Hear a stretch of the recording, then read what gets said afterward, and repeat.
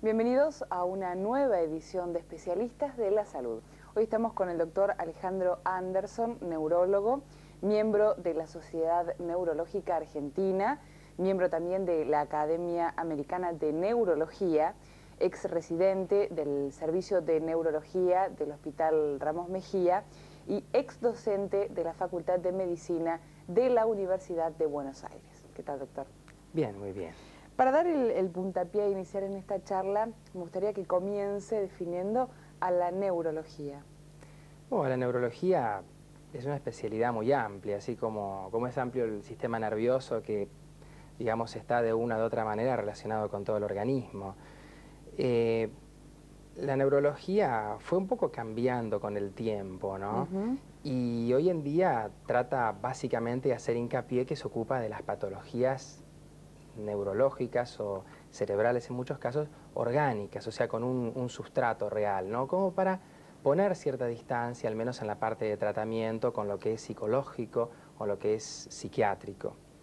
Y bueno, de lo que se ocupa la neurología, básicamente se divide un poco como se divide el sistema nervioso.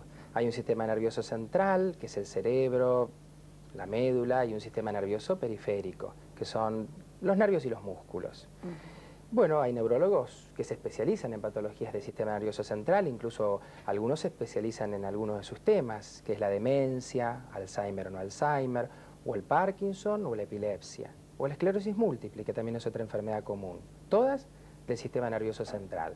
Y otros neurólogos se especializan en patologías del sistema nervioso periférico, enfermedades de nervios o de músculos. Hay muchas enfermedades que son problemas metabólicos, hereditarios, donde los pacientes van perdiendo su masa muscular y van teniendo una discapacidad progresiva. Y bueno, esos son miopatías que son el campo de muchos especialistas o subespecialistas, ¿no? Neurólogos. Es una especialidad interesante, ¿no? Varía el caudal de pacientes, varía el espectro de pacientes, obviamente según lo que uno hace.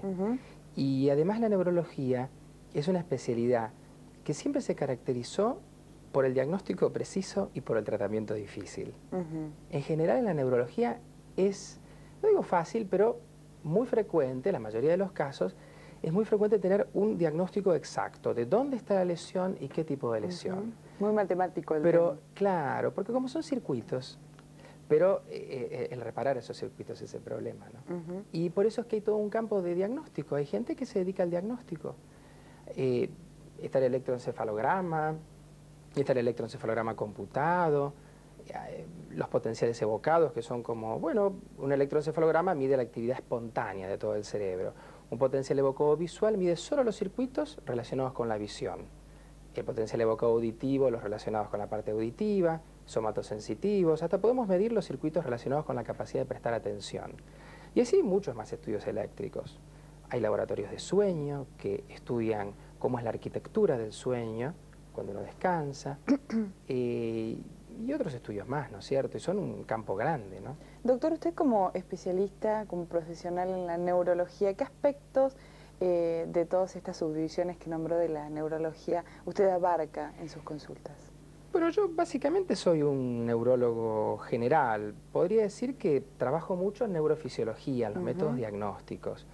De hecho, el lugar donde yo trabajo, el lugar donde más trabajo, es mitad laboratorio y mitad consultorio, donde tenemos todas estas prácticas neurofisiológicas. Hay colegas que trabajan conmigo, técnicos que trabajan conmigo, y bueno, después está la parte del consultorio, ¿no? Del consultorio en sí. La parte de consultas no solo es de pacientes que vienen, bueno, a la consulta o porque son derivados por algún colega o porque vienen espontáneamente, sino también está integrada por pacientes que han sido atendidos en la internación, porque tratamos de no descuidar eso. Es importante para, bueno, abarcar bien la especialidad, para uno seguir formándose y bueno, estando un poco estimulado, ¿no? Ver pacientes internados. A veces no es tan cómodo, no es tan fácil, pero bueno, pero de repente uno le da más dinámica. Doctor, ¿hay una edad precisa de personas que consultan a neurólogos? ¿O digamos, varían? ¿Pueden ser jóvenes, adultos, niños? Bueno, la verdad es que tiende a correrse hacia los extremos, ¿no? Por un lado están el espectro de los chicos, donde, bueno, tenemos dos motivos importantes. Las epilepsias por un lado y los trastornos del aprendizaje por el otro. En este grupo de chicos que tienen trastornos de aprendizaje o trastornos de conducta o las dos cosas, ¿no? Está el famoso ADD o trastornos por falta de atención e hiperactividad. Y bueno, si nos corremos al otro extremo de edad, vamos a encontrarnos con gente que en general tiene más de 60 años, ¿no es cierto? Que consulta por trastornos de memoria. Los trastornos de memoria, básicamente uno tiene que ver si son olvidos benignos o si se trata de un proceso demencial. Alzheimer o no. Hay trastornos para caminar, para moverse, hay trastornos del tono muscular o fenómenos de rigidez y temblor emparentados con el Parkinson. Y por supuesto hay muchos pacientes que vienen por accidentes cerebrovasculares, que son casos en los cuales falló la irrigación cerebral, hubo una arteria que rompió sus paredes y sangró o una arteria que se tapó. Eso es importante, es frecuente. De todos modos, acá se da lo mismo. Solo el 10% de los pacientes que han tenido un accidente cerebrovascular en general tienen menos de 60 años. El Parkinson, por ejemplo, por encima de los 60 años, el 1% de la población tiene Parkinson, pero por debajo de los 60 es raro. ¿Y cómo se proyecta esto en un futuro del Parkinson? Bueno, las enfermedades, claro, en parte dependen de los tratamientos que van surgiendo, pero también en parte dependen mucho de cómo va evolucionando la pirámide de la población. Y la Argentina tiene una pirámide poblacional bastante parecida a la de un país desarrollado, lo cual en cierto sentido no nos favorece tanto, porque tenemos mucha población de edad avanzada. Y bueno, las patologías de edad avanzada entonces son patologías frecuentes. La demencia, los accidentes cerebrovasculares, el Parkinson tiene una incidencia y prevalencia alta. ¿Qué pasa con el tratamiento en los niños, por ejemplo, en el caso de la epilepsia? ¿Es difícil realizar un tratamiento en los niños? La verdad es que el arsenal terapéutico del que uno dispone para controlar la epilepsia es muy importante hoy en día. Y a lo mejor depende de otras cosas, porque si nosotros tenemos un chico con buena inteligencia, con buen desarrollo psicomotriz, y su único problema son las convulsiones, seguramente ese chico va a evolucionar muy bien, va a aprender muy bien y va a poder hacer una vida normal, aunque quizás necesite tomar siempre sus medicamentos. No se da esto en todos los casos, pero sí en un gran porcentaje. El problema es cuando se trata de un chico con un daño cerebral que le provoca un trastorno intelectual o un trastorno motriz, por ejemplo. Ahí ya el problema es otro, no está por fuera quizás de la epilepsia. Y bueno, para agregar algo más, hay enfermedades progresivas o que dañan el sistema nervioso y que tienen además convulsiones, pero tampoco son las convulsiones el peor problema. Los chicos muy, digamos, desde muy pequeña edad, ¿no es cierto?, prácticamente recién nacidos, tenemos un cuadro que se llama West. En los chicos un poco más grandes, hablo de 2 años, ¿no?, hacia arriba, tenemos la enfermedad de Lennox, que son encefalopatías, o sea, cuadros donde se compromete todo el sistema nervioso central, o por lo menos la parte cerebral, y que además tienen convulsiones, encefalopatías convulsiformes, ¿no? Doctor, ¿los neurólogos pueden hacer prevención? Sí, claro. Bueno, por lo menos en algunas patologías, ¿no es cierto? ¿Cuáles son? Yo creo que siempre hay que guiarse por los números. Y la tercera causa, bueno, tanto de muerte como seguramente de discapacidad, son los accidentes cerebrovasculares. Si en primer y segundo lugar ponemos los accidentes, me refiero a accidentes de tránsito de ese tipo, y el cáncer, en tercer lugar están los accidentes cerebrovasculares. Y ustedes saben que los accidentes cerebrovasculares tienen muchos factores de riesgo que se controlan. Si nosotros vemos un paciente o un grupo de pacientes que ha tenido accidentes cerebrovasculares y los comparamos con un grupo de pacientes de la misma edad, pero sanos, vamos a encontrar en este primer grupo seguramente mucho tabaquismo o colesterol elevado o presión arterial alta o nivel de estrés elevado o alguna patología inflamatoria arterial o gran cantidad de glóbulos rojos y la sangre viscosa. Siempre vamos a encontrar algo. Entonces nosotros podemos actuar sobre esa patología que va a provocar el desgaste de la arteria o su rotura y entonces prevenir esta consecuencia. Un detalle más, ¿no? No todos los accidentes cerebrovasculares son fatales, ni todos los accidentes cerebrovasculares son definitivos. Por supuesto, no. Hay un cuadro que se llama accidente isquémico transitorio. El paciente tuvo una falla focal. Entonces, de repente, cuando consulta, porque a veces no consultan, cuando consulta viene y cuenta, mire doctor, ayer de repente tuve falta de fuerza en mi cuerpo derecho, bueno, lo dirá con sus términos, y no podía articular bien la palabra, no podía hablar bien. Esto me duró 20 minutos y se me fue. Entonces, hay muchas otras posibilidades, pero siempre la idea es esa, un déficit en el funcionamiento focal y transitorio del sistema nervioso. Entonces uno tiene que rápidamente investigar y diagnosticar esto. Y si se trata de este cuadro, nosotros sabemos que hay una tercera parte que vuelve a tener episodios isquémicos transitorios y que hay una tercera parte que hace un accidente cerebrovascular definitivo. Pero nosotros esto lo podemos prevenir. Hay una forma económica, la aspirina. Ya disminuye, solo el hecho de tomar aspirina disminuye la chance en un 30-35%. Cuando decimos hay que tomar aspirinas, ¿a qué nos estamos refiriendo? ¿Con qué frecuencia? Bueno, acá yo me refiero al paciente que tiene un claro antecedente de déficit circulatorio neurológico o cardiológico, porque los cardiólogos también han incorporado esto, ¿no? Y nos referimos a cantidades muy chiquitas. Los primeros trabajos de aspirina trabajaban con dosis de 1.500 a 1.300 miligramos por día. Ustedes piensen que una aspirina tiene, digamos, la típica aspirina que se vende en el mercado, tiene 500 miligramos o... Después aparecieron las de 325. Pero acá nos referimos a dosis mucho más chicas, de alrededor de 100 miligramos por día. Con eso se previene, tiene la misma efectividad. Bueno, se han hecho trabajos con muchos cientos de pacientes, comparando 1.500 o 1.300 contra 300, y después se han achicado las dosis a 100 o 200. Y tiene la misma efectividad en cuanto a la prevención del accidente cerebrovascular. Nos quedamos con el tema de la aspirina. Le propongo hacer una pausa y enseguida seguimos hablando con el doctor Anderson acerca de estos aspectos generales de neurología. Ya volvemos.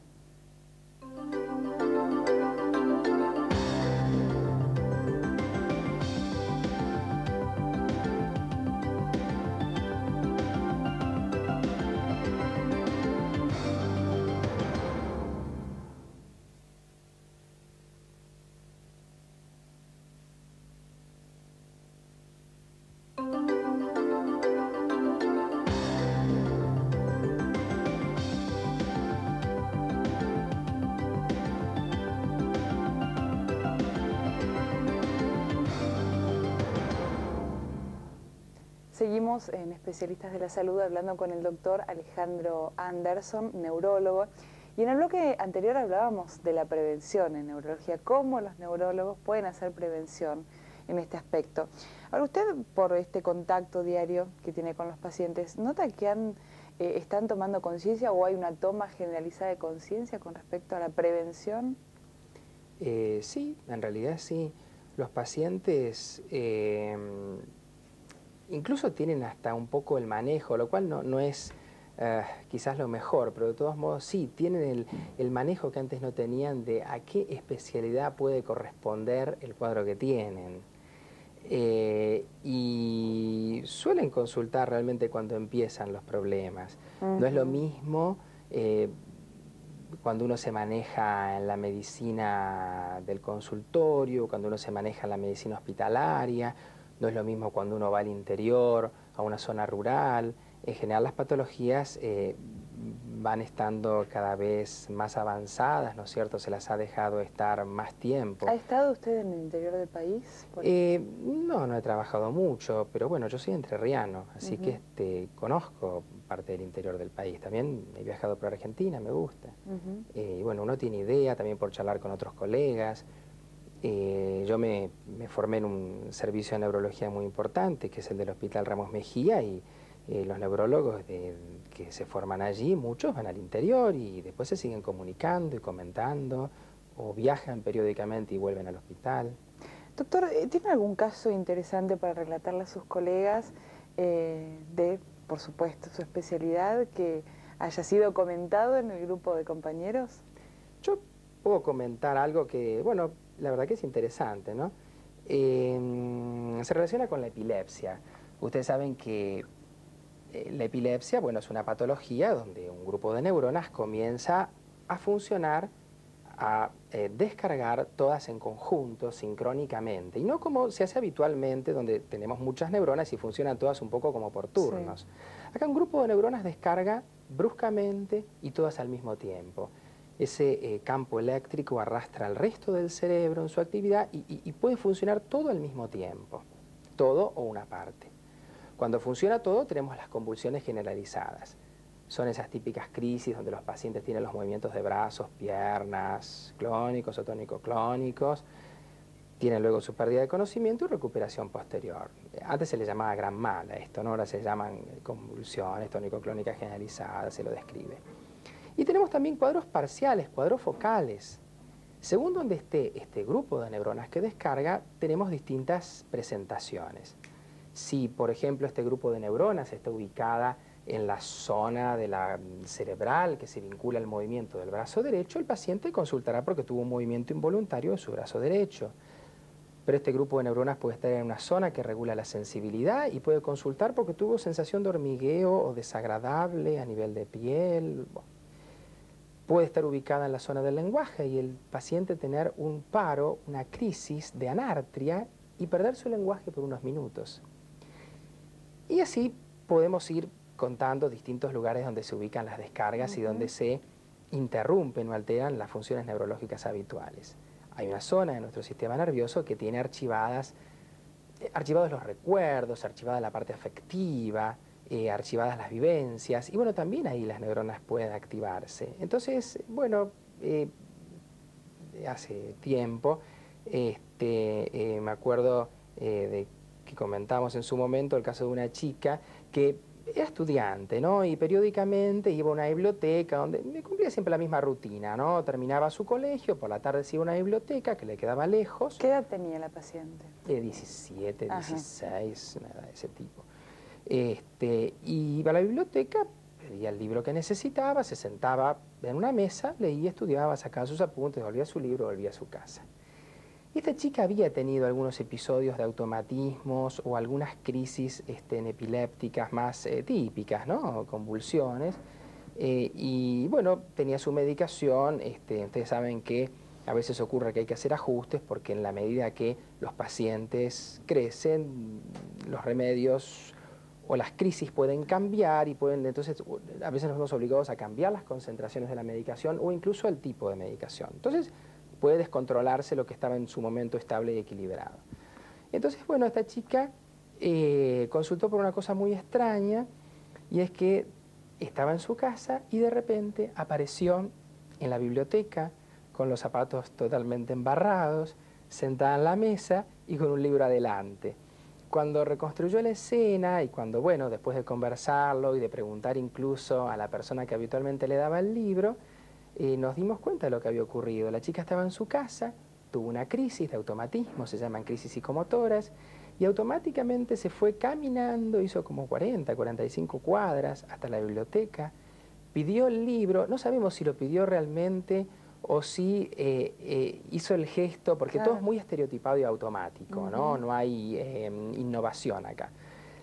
De una u otra manera la persona interpretó o creyó que quería determinado libro y se lo dio, y la chica fue, se sentó en la mesa y se quedó ahí. Y media hora después aproximadamente tomó conciencia de lo que había hecho. Sí, la verdad que es interesante porque sale de lo común, ¿no? Sale de lo común. Y doctor, ¿se están logrando buenos tratamientos, buenos efectos y resultados en el tema de epilepsia con los pacientes? Sí, es una de las patologías neurológicas donde, bueno, por lo menos los neurólogos podemos hacer cosas importantes, podemos hacer que un paciente haga una vida normal, porque las crisis a un paciente le perjudican en su vida social, laboral, en la capacidad de hacer deporte, Y bueno, si el paciente no tiene convulsiones y el resto de su sistema nervioso o de sus funciones están ok, el paciente puede hacer una vida normal. Aparte, los medicamentos de hoy en día están bastante libres de efectos adversos. Quizás desde el punto de vista económico algunos no están tan libres de ese efecto adverso, pero por lo menos son medicamentos que el organismo los tolera, no entorpecen la capacidad de aprendizaje, porque algunos antes daban somnolencia o disminuían la capacidad de prestar atención, y esto nos ayuda mucho. Doctor, ¿la sociedad, la realidad actual influye sobre las enfermedades neurológicas? ¿El contexto social en el que nos movemos? Y bueno, sí, el contexto social, en lo que pienso ahora es, ustedes saben que, bueno, siempre se habla de la palabra estrés, ¿no es cierto? Y realmente el estrés es una situación en la cual nosotros tenemos una reacción de alarma, nos ponemos en guardia, muy atentos y vigilantes, y tratamos de solucionar la situación. Y el estrés es una cosa buena desde el punto de vista evolutivo, ayuda a que los animales, todos los seres vivos, nos adaptemos rápidamente a los cambios y, bueno, logremos sobrevivir. Pero el problema es cuando ese estrés se prolonga a lo largo del tiempo. Cuando el estrés se hace crónico, no cuando es agudo, sino cuando se hace crónico y se prolonga a lo largo del tiempo, el organismo se agota, se agota. Y no solamente el hombre, cualquier animal se agota. Y claro, ¿cuáles son las situaciones que pueden generar un estrés importante? A la cabeza está el fallecimiento de un cónyuge, el fallecimiento de un hijo y los problemas económicos. Y evidentemente esta es una causa importante, permanente y constante en muchísimas consultas neurológicas. Se expresa de distintas maneras, no recibo yo todas las consultas, me imagino que los gastroenterólogos recibirán muchos pacientes con problemas digestivos, los cardiólogos muchos pacientes con problemas de hipertensión o cardíacos. Se define como la enfermedad del fin de siglo, o sea sí, que... es fruto de la competencia. Y los neurólogos recibimos cefaleas tensionales, cervicalgias, lumbalgias. ¿Qué pasa con las cefaleas? Ese es un tema interesante. Yo hace poco estuve en el Hospital Ramos Mejía y ellos tienen un gabinete muy importante de cefaleas. ¿Cómo ve usted este tema en su consulta? Bueno, los dolores de cabeza son un motivo frecuentísimo de consulta. La estadística en neurología, claro, varía mucho, pero, por ejemplo, en un consultorio clínico general, por lo menos son el 20% de las consultas. El consultorio de neurología es variable porque si es un consultorio de neurología donde los pacientes concurren libremente, la consulta por cefalea va a ser elevada. Y la mayoría de las cefaleas, ¿cuáles van a ser? Las cefaleas tensionales por contracción muscular persistente generada a nivel de estos músculos, o migrañas, o jaquecas o migrañas, que quiere decir lo mismo, que son dolores de cabeza que ocurren porque se dilatan determinadas arterias, no de nuestro cerebro, sino de nuestra cabeza. Si estos pacientes que concurren a neurología han sido atendidos previamente por los clínicos, y es la tendencia actual para ordenar más las cosas, ¿no es cierto? Que haya médicos clínicos que primero vean y se ocupen de los pacientes, derivando de una manera más adecuada a estos a los especialistas. Entonces, cuando los pacientes por dolor de cabeza son derivados al neurólogo, ya son pacientes que o no han respondido al tratamiento o además del dolor de cabeza tienen otra cosa. Entonces ya son dolores de cabeza en general donde entran otras patologías, por supuesto un paciente que puede tener una tumoración cerebral o una malformación vascular, otras cosas más importantes. Bueno, es un motivo muy frecuente de consulta. Siguen siendo la mayoría jaquecas y cefaleas tensionales. Cada vez van a ser más, ¿no? Bueno, las cefaleas tensionales seguro que sí, las jaquecas ustedes saben que en su mayoría son hereditarias. Las mujeres están en una relación 4:1 en las jaquecas típicas. Hay otro tipo de jaquecas donde predominan los hombres, no son tan frecuentes, se llama cefalea histamínica de Horton. Y las cefaleas tensionales, sí, estas crecen, evidentemente crecen, y estas son las que acompañan al estrés, ¿no es cierto? Doctor, ¿qué pasa, digamos, la gente común que tiene un dolor de cabeza? Lo primero que hace es tomar aspirinas, y no solo una, sino 5 aspirinas. ¿Cómo tratan los médicos esto? Porque imagino que debe ser muy frecuente encontrarse con una persona que consulta por cefaleas y le dice, yo me tomo 4 o 5 aspirinas por día. Claro. Lo más importante es diagnosticar, es descartar que ese paciente no tenga ninguna otra patología. Por supuesto, sí. Es un poco como para decirle, mire, usted tiene una cefalea tensional o usted tiene una jaqueca y ponerle un punto final a esas cascadas diagnósticas interminables que hacen perder tiempo al paciente y que ocasionan mucho gasto. Una vez que uno tiene esto diagnosticado, claro, tiene distintas alternativas según cuál sea el cuadro. Evidentemente que uno va a tratar de favorecer las buenas posiciones musculares, va a tratar de llevarlo al paciente a una actividad física habitual, quizás lo haga pasar antes por kinesiología, muchos indican yoga, natación, en algunos casos se indican relajantes musculares, a veces hay que hacer unas consultas importantes al traumatólogo cuando hay alguna patología en la columna cervical. Y en el caso de las jaquecas, bueno, en el caso de las jaquecas a veces es difícil, ¿no? Porque hay gente que tiene jaquecas con mucha frecuencia y esto es hereditario. Como en algunos casos hay desencadenantes, hay que tratar de descubrir cuáles son esos desencadenantes. Determinados alimentos, por ejemplo, tienen efecto dilatador de las arterias y ejercen problemas en los pacientes con jaquecas. En otros casos no. Y bueno, los pacientes con jaquecas básicamente tienen dos medicaciones. Una medicación preventiva que se puede dar periódicamente o por lo menos en los momentos en que estas jaquecas se hacen muy seguidas y muy insoportables.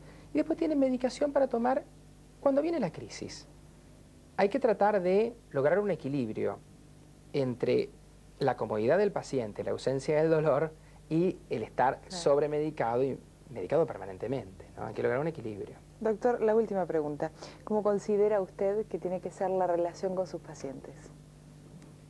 Bueno, la relación con los pacientes básicamente tiene que ser, por un lado, obviamente buena en cuanto a que los pacientes se sientan apoyados y por otro lado, responsable, ¿no es cierto? Hay que hacer las cosas que hay que hacer y hay que decir las cosas que hay que decir.